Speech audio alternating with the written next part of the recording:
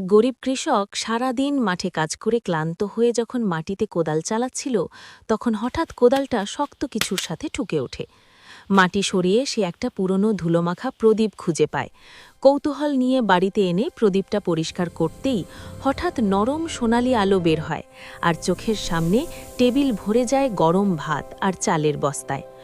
অবাক হলেও কৃষক সেই খাবার দিয়ে শুধু নিজের পরিবারই নয়, পাশের ক্ষুধার্ত মানুষদেরও সাহায্য করতে শুরু করে। কয়েকদিনের মধ্যে তার ছোট ঘরটা যেন সবার আশ্রয় হয়ে যায়। কিন্তু গ্রামের এক লোভী লোক দূর থেকে সব দেখে ফেলে। এক রাতে সবাই ঘুমালে সে চুপি চুপি এসে প্রদীপটা চুরি করে নিজের ঘরে নিয়ে যায়। লোভে কাঁপতে কাঁপতে সে প্রদীপটা ঘষে, আবার ঘষে, কিন্তু কোনো আলো জ্বলে না, কিছুই ঘটে না। সকালে কৃষক খালি তাকের সামনে দাঁড়িয়ে থাকে, হাতটা ধীরে ধীরে নামিয়ে দেয়। ঘরটা অদ্ভুত নীরব হয়ে থাকে। যদি গল্পটা তোমার হৃদয়ে ছুঁয়ে যায়, একটা লাইক দিও, আর এমন গল্প শুনতে সাবস্ক্রাইব করে রেখো।